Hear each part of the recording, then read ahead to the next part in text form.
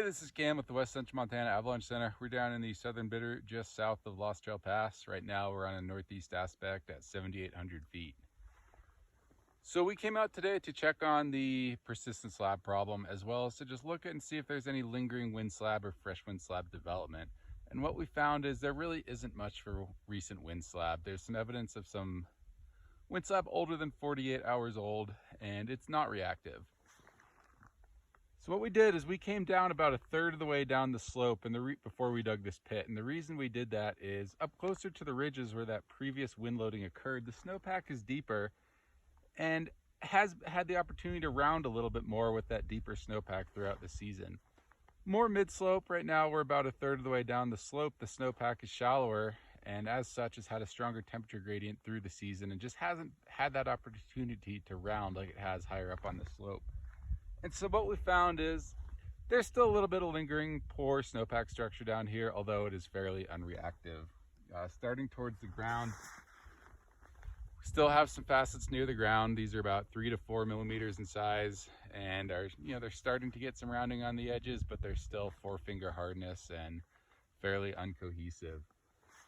Here's that crust we've been mentioning. There is some small facets around this crust as well, but they are starting to round, starting to gain strength. And above that, we've now got a very stout 1-finger slab, and it's really not allowing us to impact this crust facet combination as easily as we were previously. And as such, this is just becoming a lot more unreactive. Where all of our results have been is on one of those last storms last week. It had a warm start to it, and as we discussed in a previous observation from the southern Bitterroot, we saw some melt layer recrystallization at the interface where that storm started to fall.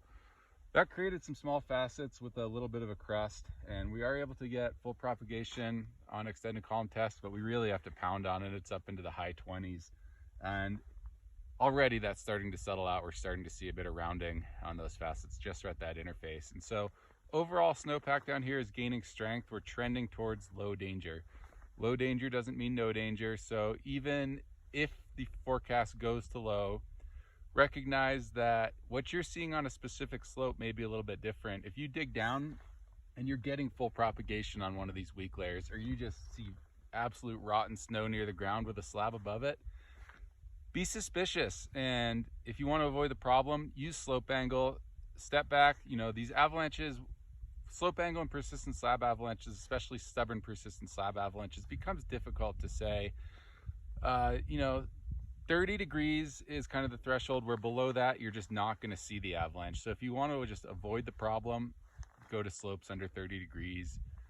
As you start moving upwards in slope angle into the low 30s, into the mid 30s, and then towards that sweet spot of 38, it then becomes a risk tolerance question of, given this poor snowpack structure, how much risk are you willing to expose yourself to? If you are going to expose yourself to a little bit of slope with some poor structure, just be smart about the slope. Those likely trigger areas are going to be the rollovers, known shallow areas around rocks, or just be aware of terrain traps or what that avalanche would funnel you into, whether that's trees, stream beds, gullies, areas where you're likely to be buried deeper. So with that, ski and ride safe.